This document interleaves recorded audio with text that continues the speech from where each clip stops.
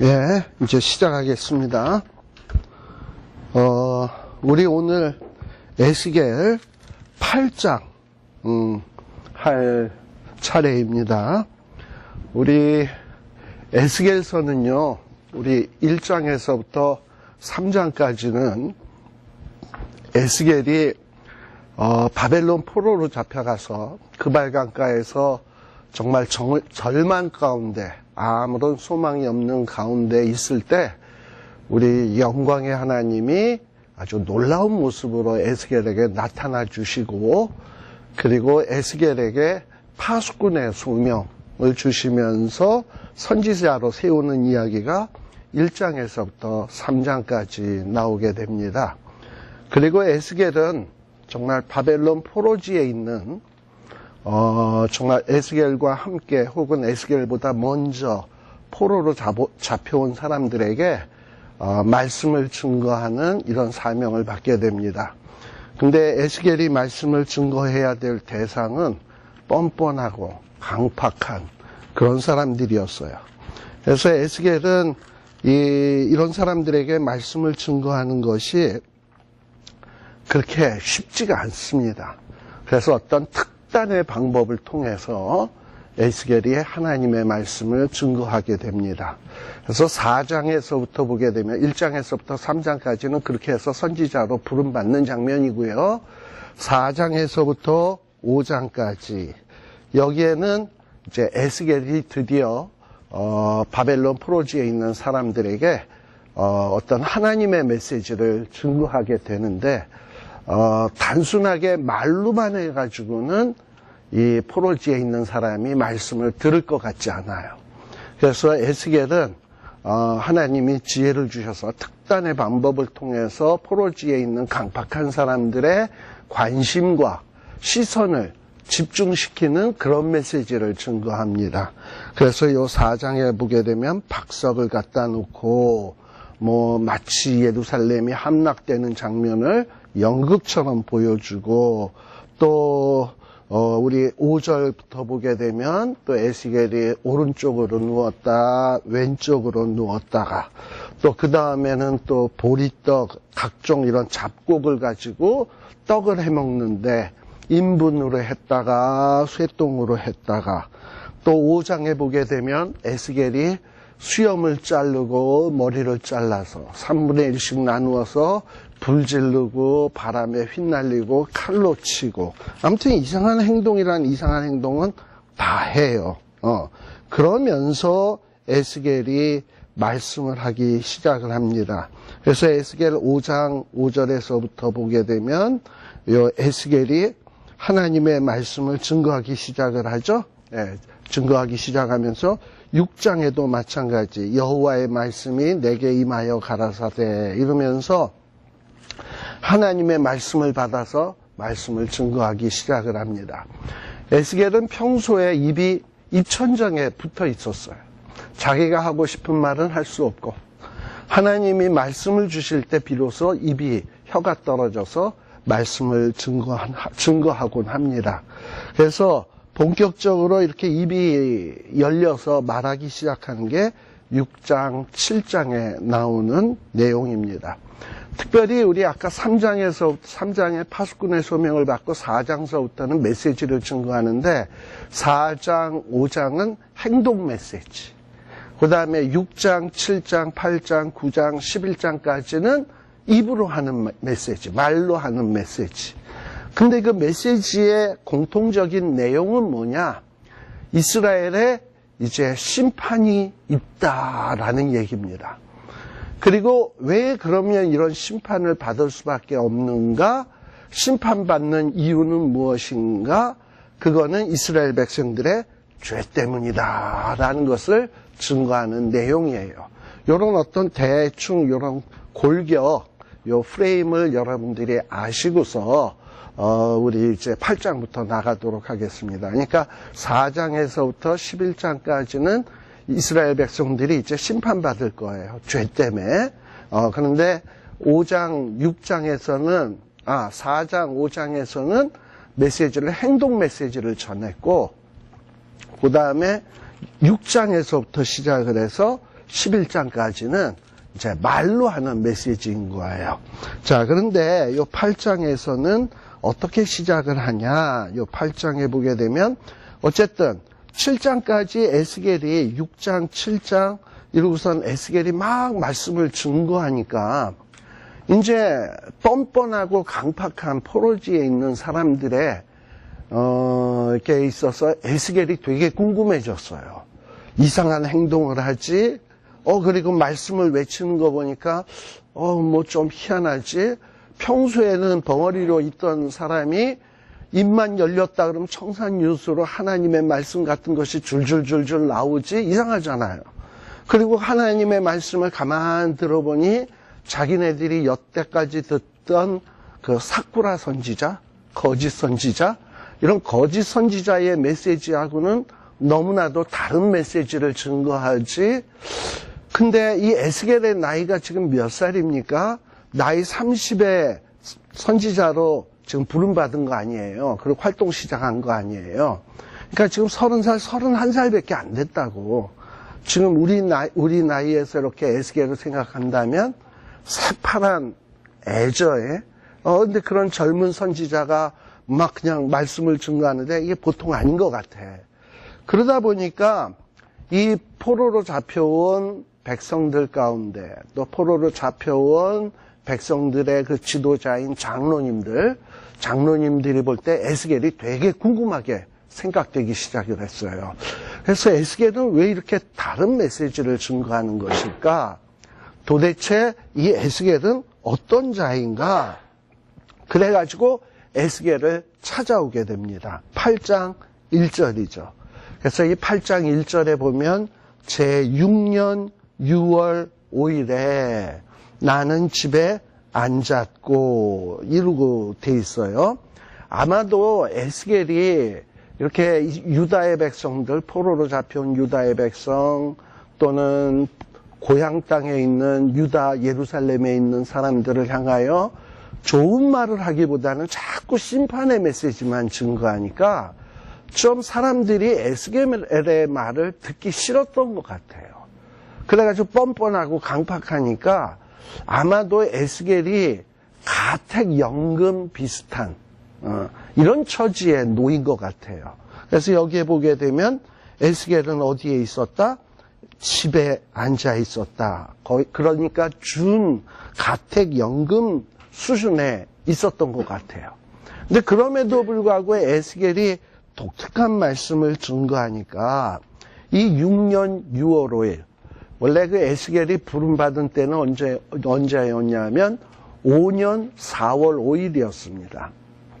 에스겔이 하나님의 놀라운 어떤 비전을 보고 파수꾼으로서 소명받은 것은 5년 4월 5일이니까 30세 되던 해에 부름을 받았는데 그 5년 4월 5일에서 지금 6년 6월 5일이 됐으니까는 14개월이 지난 거죠.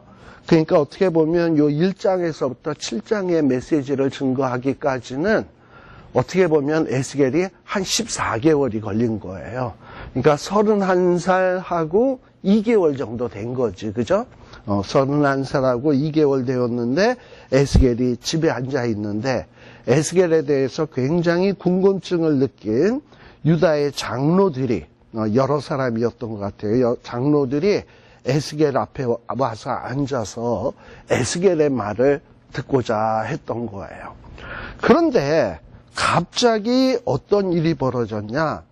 주 여호와의 권능이 지금 장로들이 앉아 있는 상황에서 주 여호와의 권능이 에스겔에게 확 임한 거예요. 근데 에스겔이 이 권능이 임했는데 그 권능이 임한 장면을 보니까 불같은 형상이 있었다. 허리의 이하의 모양은 불같고 허리의 이상은 광채가 나서 단쇠 같다. 아무튼 주의 성령님이 아주 놀라운 모습으로 확 나타나가지고 3절에 보니까 어떤 손 같은 게 쑥 나와가지고 에스겔의 머리털을 확 잡아가지고 주의 신이 휙 들고선 천지 사이로 올리시고 그리고 하나님의 이상 가운데서 에스겔을 이끌어서 어디로 갔냐? 예루살렘으로 갔다. 지금 우리가 그냥 아무 생각 없이 보면 이게 무슨 얘기인가 싶은데, 지금 장로들이 앉아 있어요. 에스겔이 앉아 있어요. 주의 성령이 임했어요. 그리고 손 같은 게 쑥 나와서 에스겔이 머리털을 잡아가지고 갑자기 훅 들어서 에스겔을 순간 이동을 시킨 거야. 근데 에스겔이 있던 곳은 어디냐면 바벨론이에요. 근데 바벨론에서 순간적으로 어디로 이동을 한 거냐면 에스겔이 예루살렘으로 이동한 거예요. 자, 그때 바로 이 순간에 여러분들이 장로님이라고 생각을 했다면, 에스겔에게 뭘 물어보러 왔는데 성령님께서 손으로 확 잡아가지고 에스겔을 잡아가지고 순간 사라지게 했단 말이지.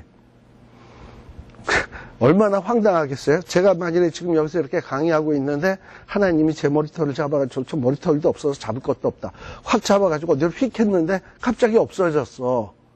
그러고서 이제 사라져버린 거야. 집에 있던 사람이. 문이 열리지도 않았고.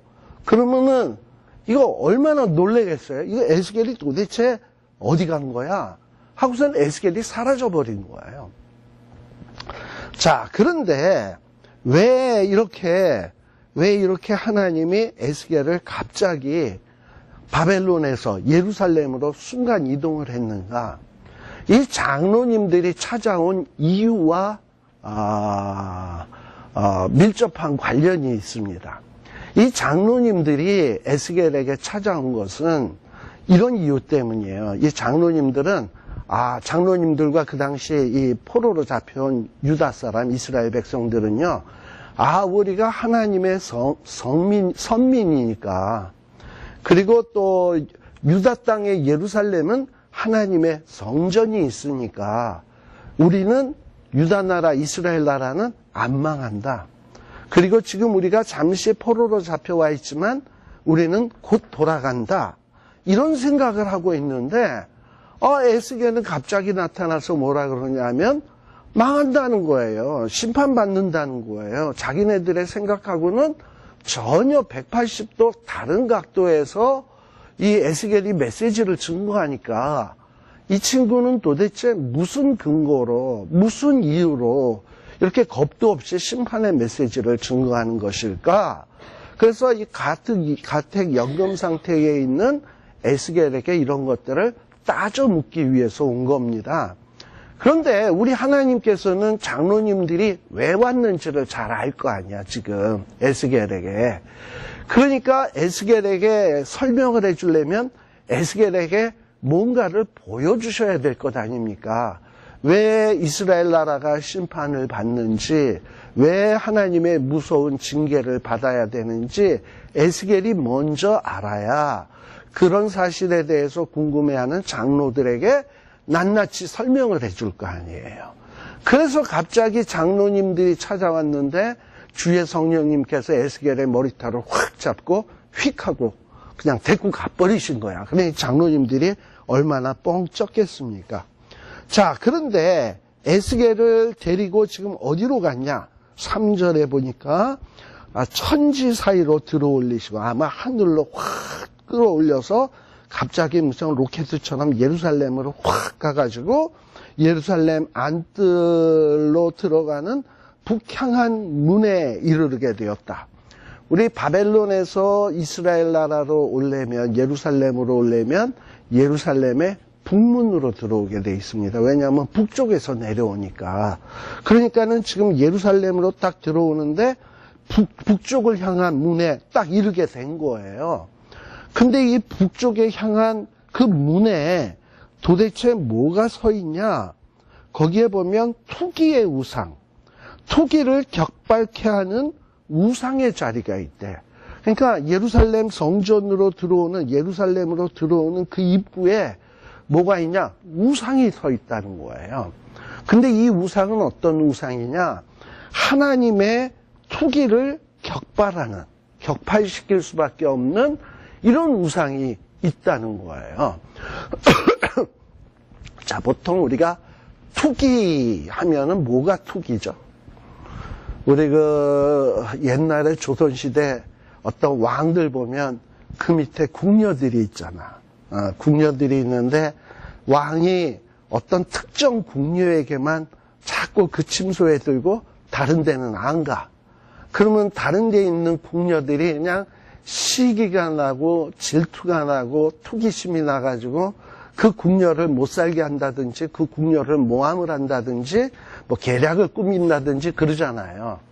그래서 보통 이 투기라고 하는 것은 뭐냐, 나도 좀 사랑을 받고 싶은데 남만 이렇게 사랑을 할 경우 상대방이 나는 이 사람은 무지 사랑하는데 나는 안 사랑하고 엉뚱한 것만 사랑할 때 느끼는 감정이 바로 투기예요. 투기.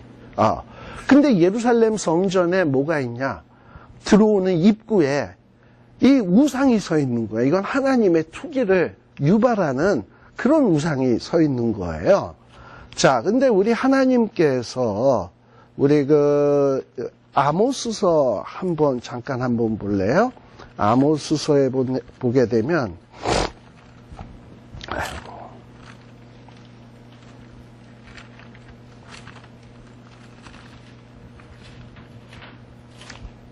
자, 아모스서 3장,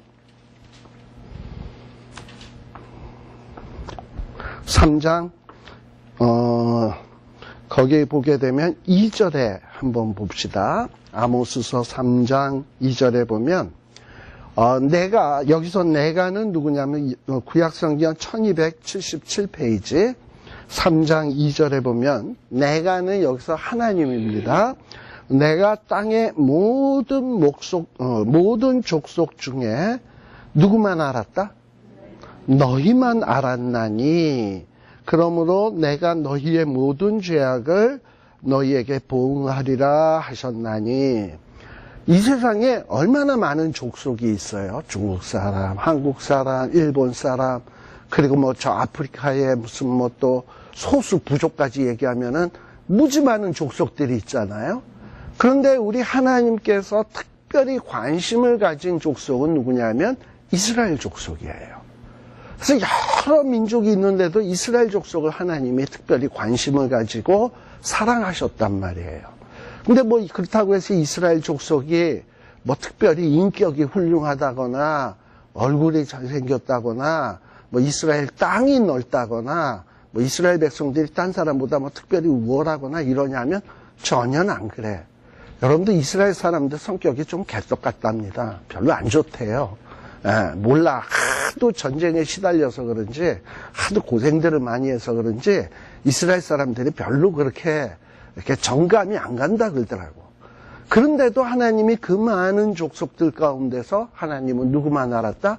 너희만 알았다. 그런데, 그럼 하나님이 이렇게 이스라엘 백성들을 짝사랑을 하면, 이스라엘 백성도 거기에 걸맞게 하나님을 사랑해야 될 것 아니에요. 하나님만을.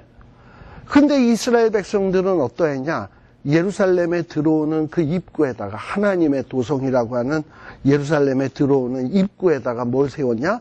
우상을 떡 세워놓고 그 문을 들어오는 자마다 뭐에다가 인사하고 들어와야 되냐? 우상에게다가 절을 하고 들어와야 돼. 그러면 이 예루살렘의 주인 되신 하나님께서 이것들 나 만나러 들어오는데 문에 들어오면서 누구한테 절을 하고 온단 말이죠? 엉뚱한 것한테 절을 하고 온단 말이죠. 그러니 이스라엘 백성만 안 하나님의 입장에서 보면 열 받겠습니까? 안 받겠습니까? 받죠. 나는 너희만 알았는데 너희는 예루살렘 들어오는 입구에서부터 우상에게 절하고 들어오는구나.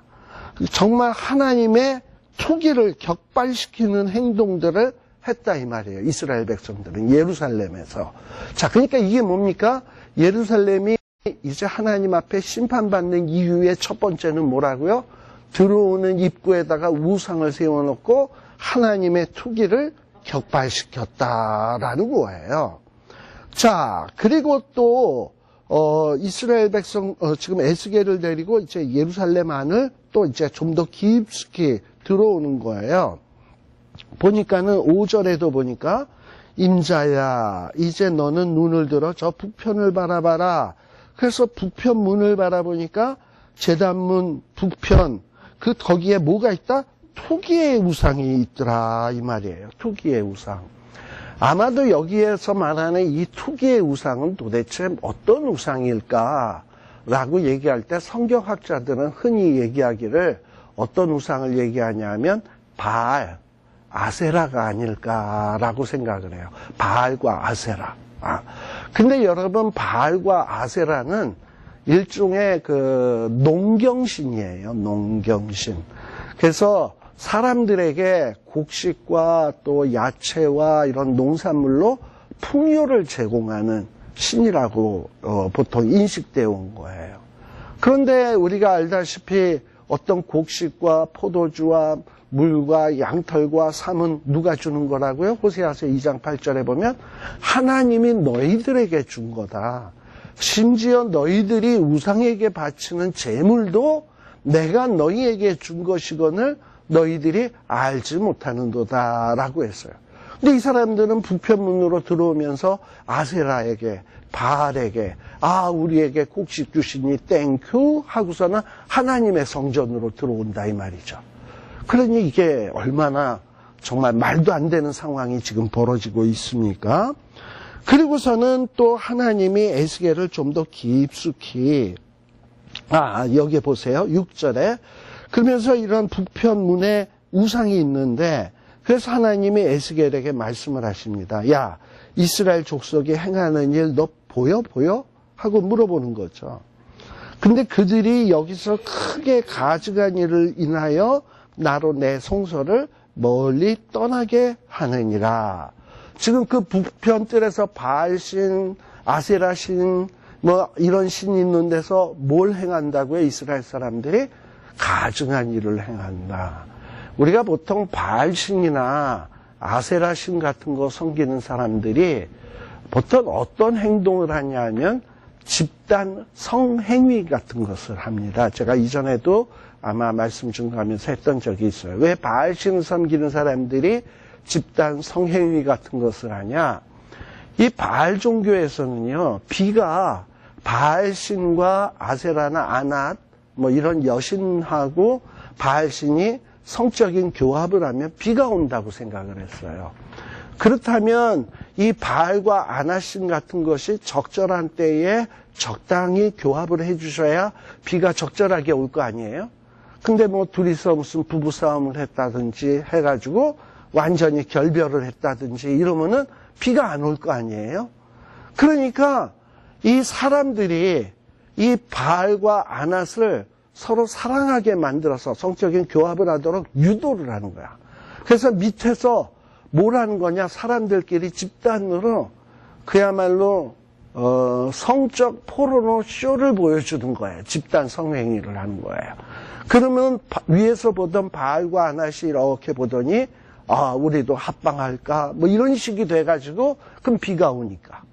그러면서 이런 어떤 성적으로 저급한 부도덕한 이런 일들을 바알 섬기는 사람들이 행했단 말이죠. 이걸 가리켜서 지금 여기에서는 뭐라 그러냐? 너희들이 성전 문 앞에서 투기의 우상을 세워놓고 그 앞에서 무슨 행동을 한다? 가증한 행동을 한다. 그러니 하나님이 너희와 함께 예루살렘에 머물러 있겠느냐? 떠날 수밖에 없지. 지금 이러면서 꼬집고 있는 겁니다. 그런데 6절 끝에 보게 되면 또 뭐라고 얘기하냐? 에스겔 보고 너는 또다시 더 큰 다른 가증한 일을 보게 되겠다 하고서는 에스겔을 데리고 어디로 가느냐? 뜰 문 안으로 들어갔는데 그 담 안에 이렇게 구멍이 있어. 그리고 그 담을 헐었어요. 그랬더니 그 안에 또 문이 있어. 뭔가 좀 비밀스럽고 으슥한 분위기가 나죠? 그러니까 예루살렘 그 뜰 안에 어디 음침한 속으로 자꾸 들어가는 거예요. 근데 거기에서 바로 그 음침한 곳에서 에스겔이 또 가증하고 악한 일을 보게 됩니다. 10절에 보세요. 어떤 우상이 있었냐? 각양 곤충과 가증한 짐승과 이스라엘 족속의 모든 우상을 그 사면 벽에 그렸다. 자, 앞에서는 바알신, 아세라신은 그래도 인간 모양으로 만든 신이야. 그런데 이게 성전 안, 좀 더 거룩해야 될 성전 안쪽으로, 예루살렘 안쪽으로 들어가 보니까 거기에는 무슨 우상이 있냐? 이건 사람 모양도 아니고 곤충과 가증한 짐승. 곤충은 무슨 뭐 바퀴벌레, 뭐 개구리, 뭐 이런 것들. 가증한 짐승은 무슨 뭐 악어. 우리 그 레위기 11장에 보면 먹어도 되는 음식, 못 먹는 음식 있잖아요. 거기서 곤충 가운데서 먹을 수 있는 것들은 뭡니까? 뒷다리가 있어서 팔짝 뛰는 거. 메뚜기 같은 거는 먹을 수 있지만, 뭐 예를 들면 다리가 여러 개 달린 곤충, 뭐 진해, 거미, 이딴 애들은 먹으면 안 돼. 그리고 뭐 이런 것들, 아무튼 그런 것들이 좀 있거든요. 곤충, 가증한 짐승, 뭐 이런 것들이 그 예루살렘 뜰 안에, 벽 안에 가득 그려져 있는 거예요. 특별히 여러분들 뭐냐면 이런 곤충의 우상은 누가 많이 섬겼냐? 곤충 우상. 애굽이에요. 애굽. 이 애굽 사람들은 몰라 그 나일강 유역에 곤충이 많아서 그런지 이 곤충 우상들이 참 많아. 여러분들 그 영화 가운데 무슨 뭐 인디애나 존스인지 또는 지금 무슨 뭐 미라였는지 뭐 아무튼 제가 어떤 영화였는지 좀 헷갈리는데 딱 생긴 게 바퀴벌레 비슷하게 생긴 것이 이런 것들이 벽면에 새겨져 있어. 이 피라미드 안에. 그런데 갑자기 그 벽면에 새겨져 있던 이게 어떤 미라가 탁 나타나니까 벽면에 새겨져 있던 곤충들이 툭 튀어나와가지고 이것들이 막 떼를 지어 다니는 거예요. 근데 이 사람이 있는데 사람의 발가락 속으로 쑥 들어가더니 막 혈관을 타고 막 올라가더니 뇌로 올라가서 탁 하니까 사람이 으악 하고 죽는 뭐 이런 것들이 이집트에서 벌어지는 것이 영화로 만들어진 게 있더라고. 근데 그 피라미드에 보면 이런 곤충을 그냥 벽면에다 새겨놓은 것들이 있거든.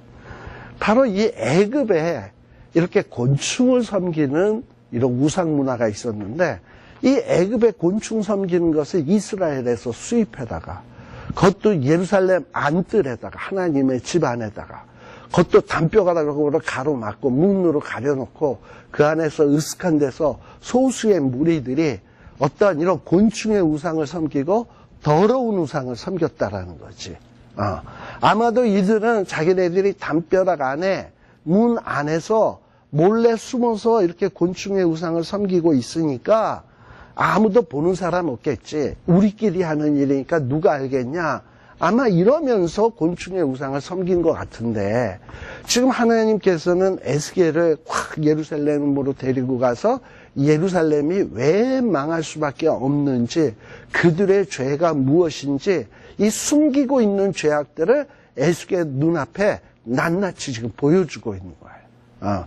예루살렘 들어오는 입구에 토기의 우상, 안뜰에 들어가니까 곤충의 우상, 뭐 이러면서 지금 잊고 있는 거예요. 근데 11절에 보게 되면 아니 근데 그 곤충의 우상을 섬기는 사람들을 가만 보니까 이스라엘 족속의 장로 중 70인이 그 앞에 섰더라. 우리 그 이스라엘 장로 70인이 어떤 계기로 70인의 장로가 세워지는 건 여러분들 잘 아시죠? 모세가 그 광야에서 그 수많은 이스라엘 백성들을 데리고 나올 때 그 수많은 사람들이니까 얼마나 문제가 많겠어요. 암만 성도들이고 하나님의 백성이지만 그러니까 막 시시비비 다툼이 나고 누가 옳은지 그른지 따져야 될 일들이 생긴단 말이야. 그럴 때마다 모세를 찾아오니 모세가 얼마나 일거리가 많겠어요. 그래서 이드로 장인 이드로의 말을 듣고 너 왜 혼자서 그렇게 힘들게 하느냐. 지혜를 겸비하고 또 신앙이 좋고 재덕을 겸비한 자 70명을 세워서 그들로 네 일을 대행하게 해라. 해가지고 세워진 사람들이 70장로예요. 그러니까 어떻게 보면 이스라엘 백성들을 지도하는 지도자급 사람이지. 모든 면에서 모범이 되어야 될 사람들이지. 근데 이런 사람, 그건 아니고 10부장, 100부장은 그 로마의 그 군대 편성 제도예요. 그러니까 10명의 부하의 대장, 10부장, 100부장, 그 다음에 뭐 이렇게. 근데 아무튼 이 70장로는 이런 식으로 이제 아무튼 뭐 이스라엘에도 그렇게 되어 있는데 아무튼 지금 여기에서 70장로는 그렇게 세워지게 된단 말이죠.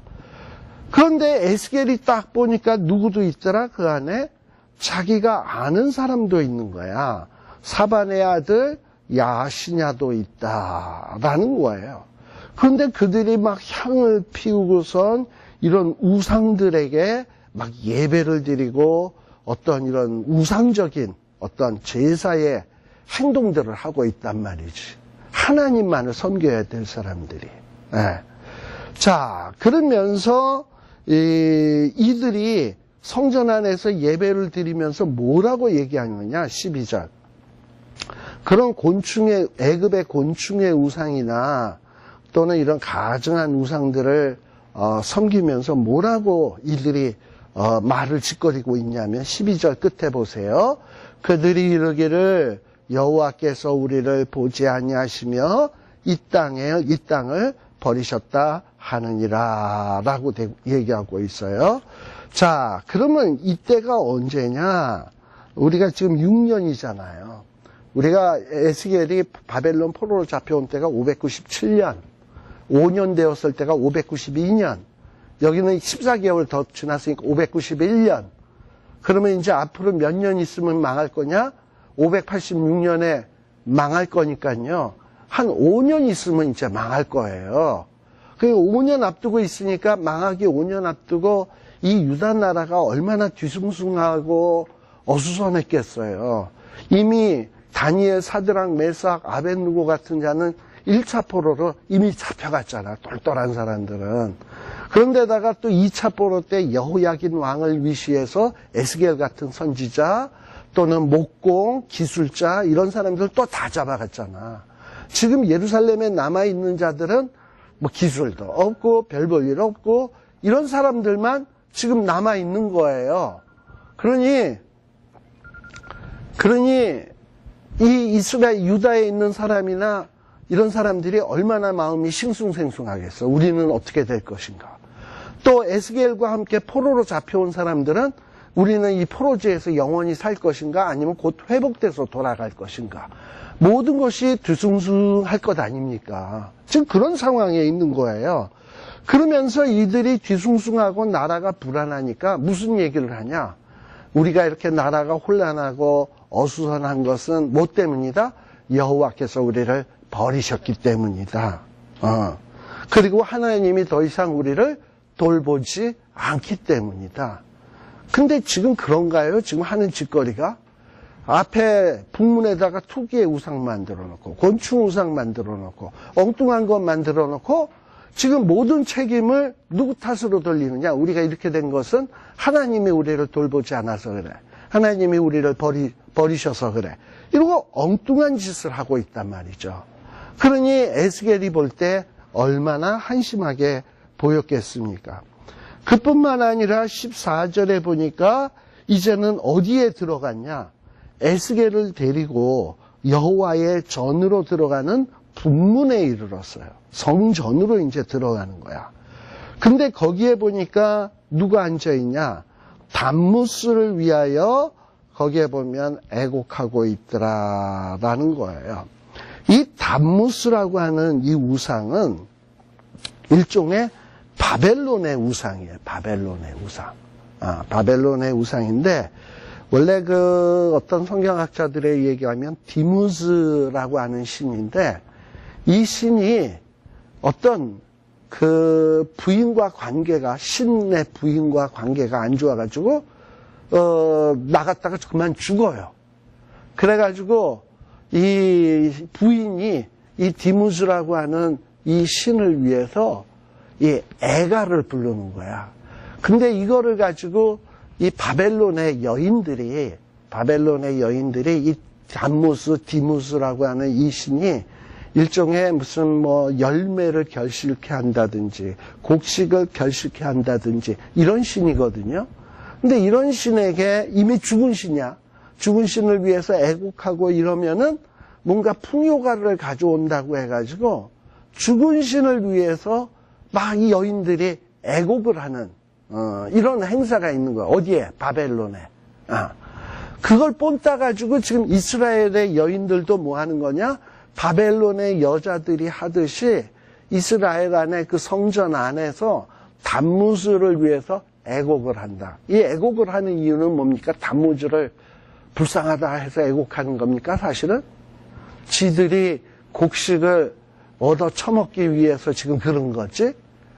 그러면서 그 일을 바벨론 우상에게 지금 이러고 하고 있는 거예요. 근데 여기에 참 아이러니가 바벨론 신에게 그렇게 곡식 달라, 우리를 풍요롭게 해달라 그랬는데 이 유다 나라가 어디에 망합니까? 바벨론에게 망한다니까.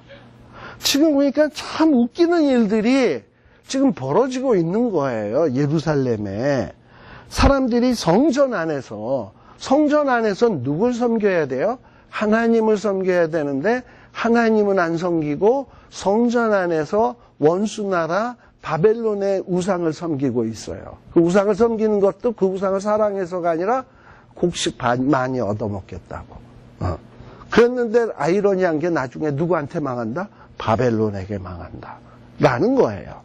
그러니 이게 얼마나 가증하고 말도 안 되고 웃기는 일이냐 이 말이에요. 또 16절에 보니까 이제 성전 안뜰에 들어간 거예요. 안뜰에. 그 다음에 성전의 전문 앞 현관과 제단 사이에 25명의 사람들이 있는데요. 이 25명의 사람들이 뭘 등지고 있다? 여호와의 전을 등지고. 그러니까 여호와의 전은 어디냐면 이제 성전 안에 들어왔잖아요.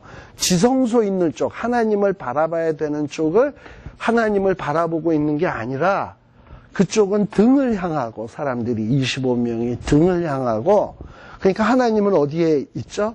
우리 가스펠송에도 나오듯이 나의 등 뒤에서 하는 찬송이 있죠? 하나님이 어디 있냐? 나의 등 뒤에 계셔. 하나님을 등지고 있는 거야. 그리고 시선은 어디를 향하고 있는 거냐 하면 여기 보세요. 동으로 향하여 동방 태양을 경배하더라. 생각해 보세요.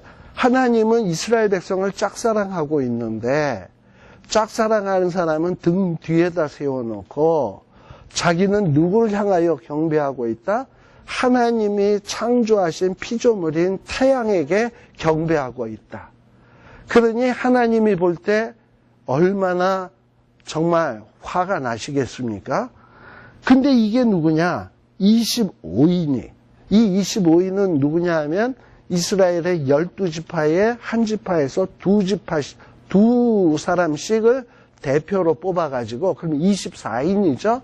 그리고, 회장 같은 사람 한 사람 해가지고 총 25명이야. 그러니까 이 사람들은 뭔가 이스라엘 백성들을 대표하는 자들인데, 이런 자들이 하나님을 등 뒤에다 세워놓고 자기네들은 엉뚱한 태양을 섬기고 있더라라는 거예요.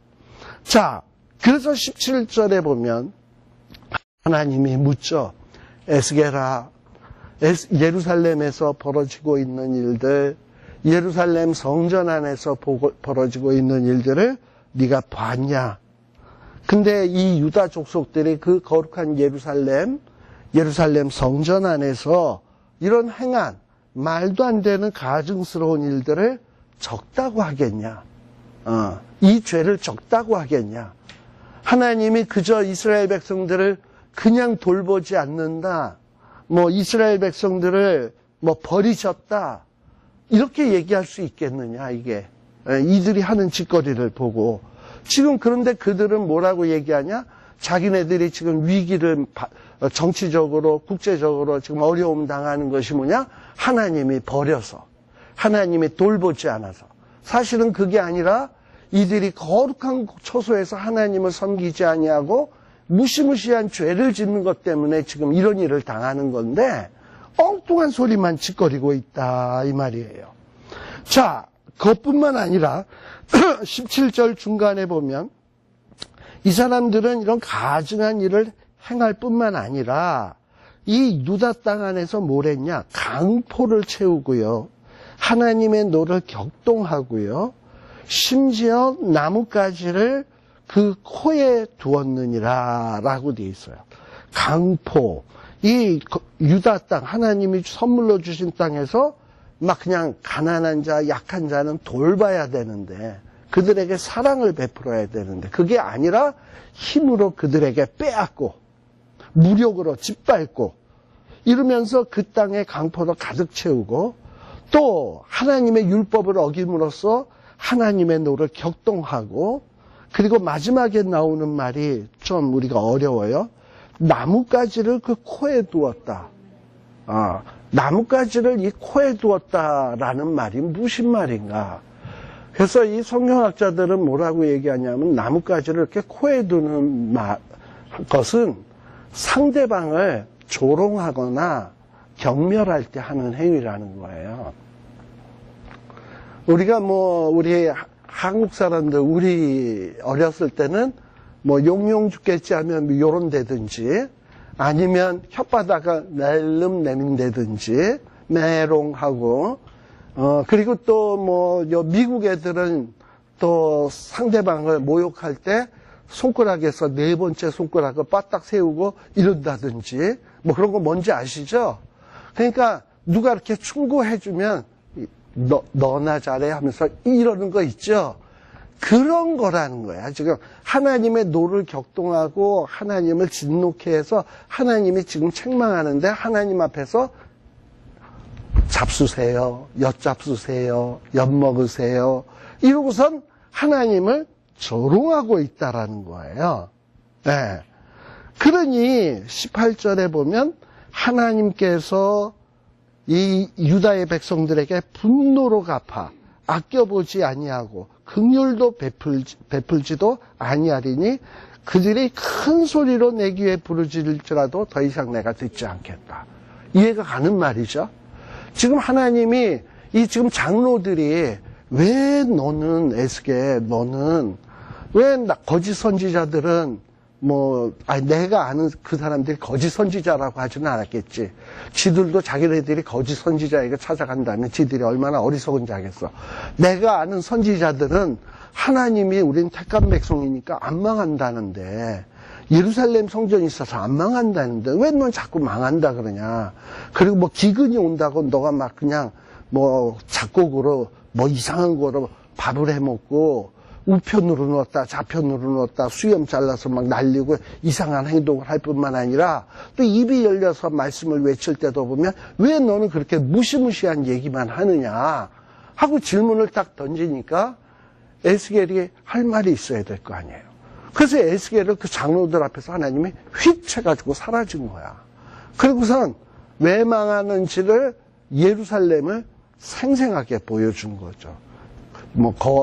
예루살렘 예루살렘 그 거룩한 성 하잖아요.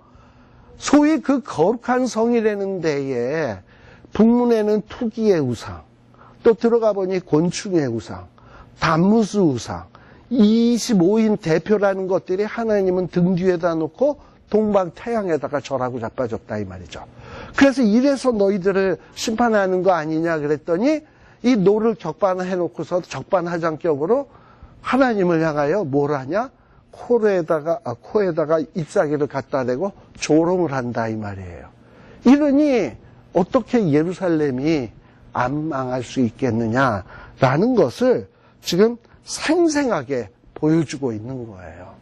그러니까 이 모습을 봤던 에스겔은 또 이제 이어서 9장에 보게 되면 무시무시한 장면을 봅니다. 자, 이러니 예루살렘은 망에 마땅한 거죠. 8장. 그러면 어떻게 망할 것이냐? 9장에 보게 되면 어떻게 망할 것이냐에 대한 내용이 나오는데, 바로 그 예루살렘 성전에서 지금 주의 성령이 에스겔을 이끌고 다니잖아요. 그러면서 큰 소리를 듣게 해. 이 에스겔의 귀에 외쳐 말하기를, 이 성읍을 관할하는 자들, 아마도 예루살렘을 관할하는 자들일 거예요. 그동안에는 이 예루살렘이 하나님의 성읍이었잖아.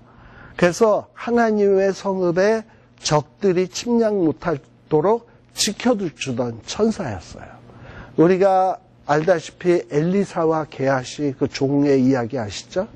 이 종이 나가서 보니까 아람 군대가 잔뜩 쳐들어와서 포위를 하고 있단 말이지.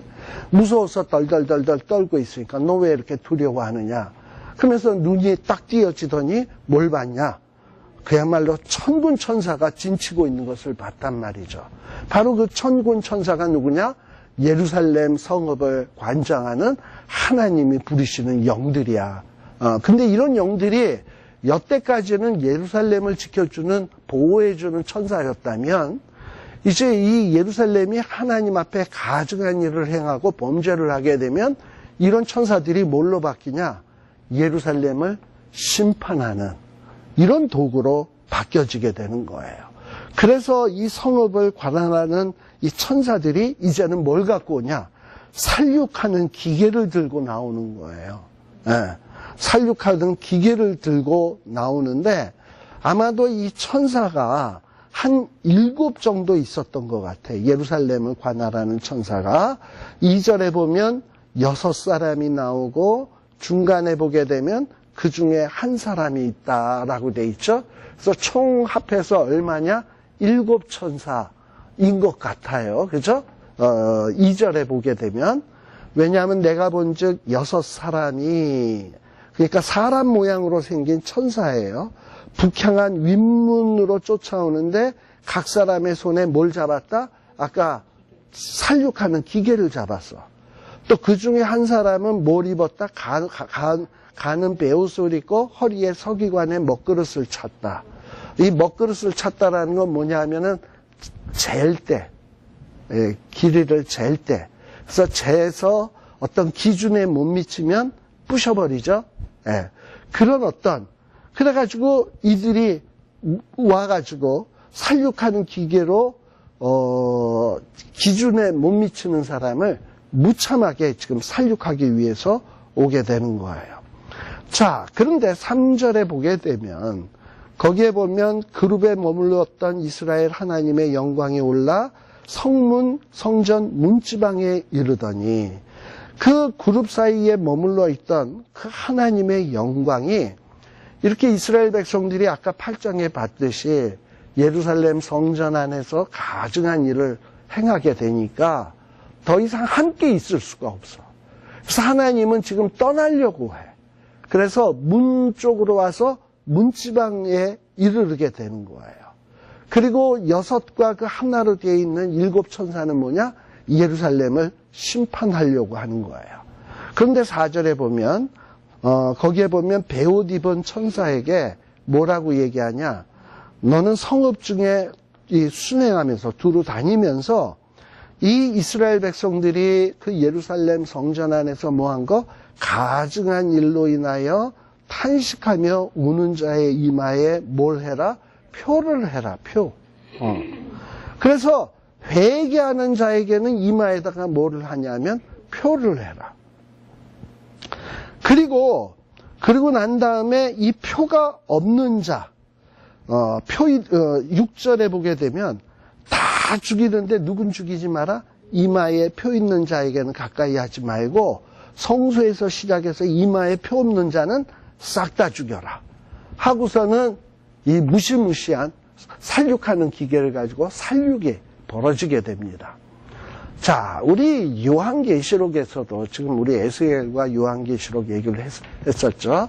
우리 하나님의 입맞은 자 몇 명? 14만 4천. 그거 기억하시죠? 입맞은 자. 근데 이 입맞은 자들은 이 죽음의 천사나 악의 세력이 건들 수 있다 없다? 없다.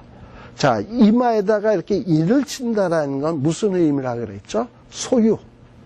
인을 딱 치게 되면 그 인친자는 누구의 것? 하나님의 것. 하나님의 인을 쳤으면 하나님의 것이라는 거야. 지금 세마포를 입고 먹줄을 가진 자에게, 회개하는 자에게는 가서 이마에 인을 쳐라. 그 인 맞은 자는 뭐가 되는 거냐면 이 자는 하나님의 것이야. 하나님을 경외하기 때문에 회개도 한 거고, 그래서 하나님이 너는 내 것이야 보호하기로 하나님이 작정한 거예요. 그러나 회개치 않는 자에게는 어떻게 하냐? 이 무시무시한 천사들을 보내서 살육하는 기계를 들고 아낌없이 다 죽여라 라는 거예요.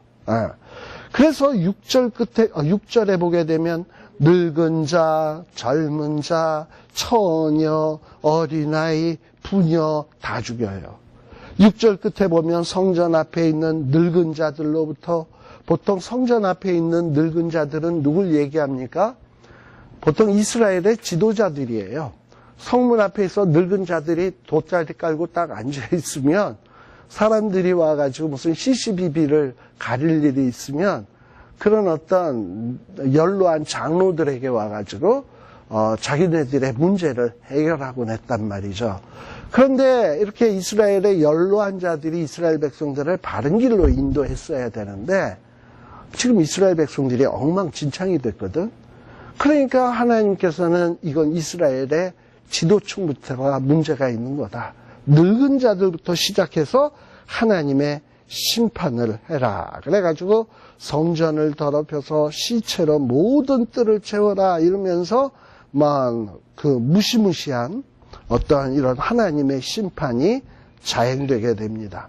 자, 근데 이런 무시무시한 심판이 자행되는 장면을 이 에스겔이 지금 생생하게 눈으로 보고 있는 거예요. 8절에 보게 되면 자기만 그냥 홀로 앉아서 구경꾼처럼 지켜보고 있는 거야. 근데 지켜보는데 그 광경이 너무너무 끔찍해. 그래서 에스겔이 하나님 앞에 기도합니다. 하나님, 주 여호와여, 예루살렘을 향하여 분노를 쏟으시오니 이스라엘의 남은 자를 몽땅 다 멸하려 하시나이까. 이 남은 자들을 다 죽이시려고 하는 거예요. 하고서는 에스겔이 그냥 너무너무 무서워서 하나님 앞에 지금 이 탄원을, 중보의 기도를 하고 있는 거예요. 자, 그런데 하나님의 대답은 뭐냐? 이런 에스겔의 질문에 대해서, 자, 이스라엘과 유다 족속의 죄악이 심히 중해서 피가 가득하며 성읍에 뭐가 찼다?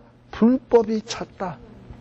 하나님이 그동안 오래 기다리셨는데 이제 이 불법이 너무 횡행해가지고 가득 차서 이제 어쩔 수 없이 어떻게 되냐? 하나님이 심판할 수밖에 없다는 거예요. 근데 그럼에도 불구하고 지금 유다의 장로들이나 유다의 백성들은 자기네들의 잘못은 전혀 깨닫지 못하고 여전히 뭐라고 얘기한다? 9절 끝에 여호와께서 이 땅을 버리셨다. 보지 아니하신다. 이러면서 모든 책임을 하나님께 전가하고 있다 이 말이에요. 그래서 하나님께서는 더 이상 이런 자들은 아껴보지 말고 긍휼도 베풀지 말고 그의 행한 대로 그냥 갚아버려라. 그랬더니 베옷을 입고 허리에 먹그릇을 찬 사람, 아마 이 사람이 심판하는 이 천사들 가운데서 가장 대표인 것 같아. 복명하면서 뭐라 그러냐면 주께서 내게 명하신 대로 내가 준행하였나이다 하면서 심판을 행하게 되는 거예요. 그러면서 예루살렘에 무서운 심판이 오게 된다. 자, 그런데 이런 내용이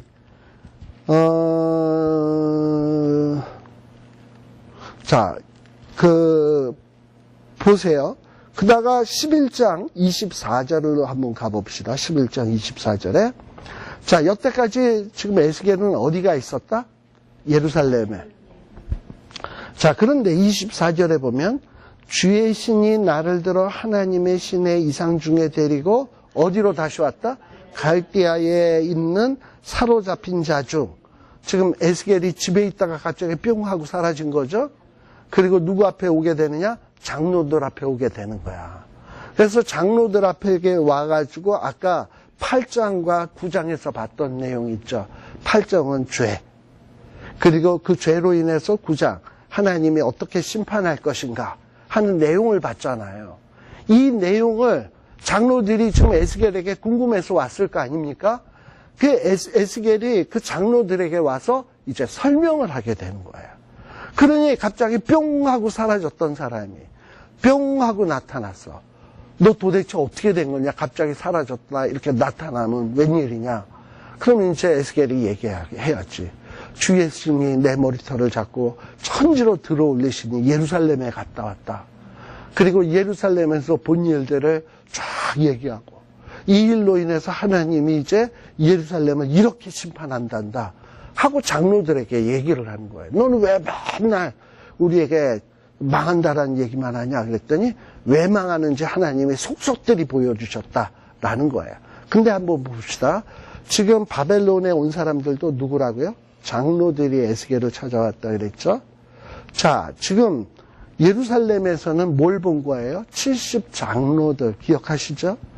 또 장로들 말고 25인 있었죠? 이런 사람들이 다 모였습니까? 나라의 지도급 인사였어. 근데 이런 자들이 아마 여호야긴이 에스겔이 포로로 잡혀갈 때 잡혀온 사람들도 있겠죠? 지도급 인사니까. 그럼 여기에는 자리가 비니까 또 다른 사람으로 채워넣겠죠? 그러니까 이 사람들은 전직 70 장로였거나 전직 25인 장로였는데 포로지에 와서 전직이었으니까 여기서도 여전히 장로 노릇하는 거야. 근데 이 사람들이 전직의 그 70 장로라든지 전직 25인 안에 들어있었던 사람들이라면 지들도 잡혀오기 전까지 뭘 했다? 그 70 장로들처럼 우상 숭배하고 곤충 우상 숭배하고 그리고 몰래 들어가가지고 으슥한 데서 이상한 짓거리 하고 그 다음에 하나님을 등 뒤에다 놓고 그 다음에 태양신에게 숭배하고 그러면서 그때는 그랬겠지. 이건 우리 25인만 아는 비밀이야. 아무 누구도 알 수 없어. 이러고 있었겠지. 전직 사람들도 자기가 옛날에 그런 짓 했다는 거 입 뻥끗 할까요? 안 할까요? 안 하죠. 그러나 자기는 알지. 자기도 옛날에 그랬다는 거. 그런데 지금 에스겔이 아무도 못 봤을 거라고 생각되는 것을 에스겔이 그 젊은 사람이 하나님이 보여주셔서 그들이 뭘 하고 있었는지를 낱낱이 보고 왔단 말이죠. 마치 몰래카메라 찍어놓은 것을 와서 딱 터뜨리는 것처럼.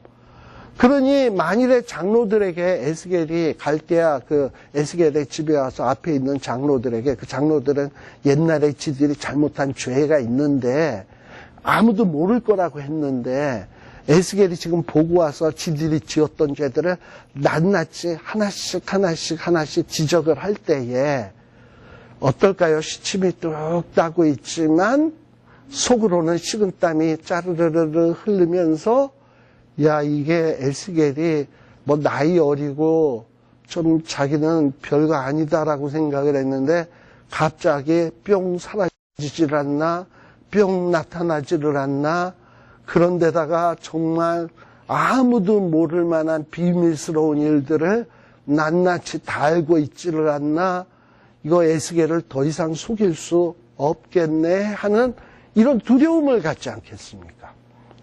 바로 이런 일을 위해서 지금 하나님이 에스겔을 뿅 하고 데리고 갔다 뿅 하고 데리고 오는 거야. 그래서 마지막에 종말의 때에 어떤 일들이 있느냐 하면 이와 같이 하나님께서 우리의 죄를 회개케 하기 위해서 선지자나 목사님이나 이런 분들을 통해서 왜 우리가 지금 이렇게 종말의 때 힘들게 살아야 합니까? 내가 왜 이렇게 어렵게 살아야 됩니까? 하고 막 불평하고 원망할 때 하나님은 왜 나를 안 돌보시는 겁니까? 왜 버리셨습니까? 할 때 우리가 고생하고 어려움 당하는 거는 물론 이유가 있어요. 거기에는 첫 번째는 죄 때문이거나 아니면 의의를 위해서 당하는 환난일 수도 있지만 만일에 죄 때문이라면 회개하라고 환난을 주는 거거든. 그래서 어떤 선지자나 목회자나 이런 사람들을 통해서 우리의 숨은 죄를 말씀을 통해서 딱 지적을 할 때 시침이 뚝 따고 있을 게 아니라 그야말로 엎드려서 회개하는 모습으로 나와야 된다는 거죠. 과연 이 장로님들은 어떤 모습을 보이게 될까라는 겁니다. 10장과 11장은 잠시 쉬었다가 가도록 하겠어요. 제가 오늘 목표로 한 것은 11장까지가 제 목표입니다. 네, 잠시 쉬었다 가겠습니다.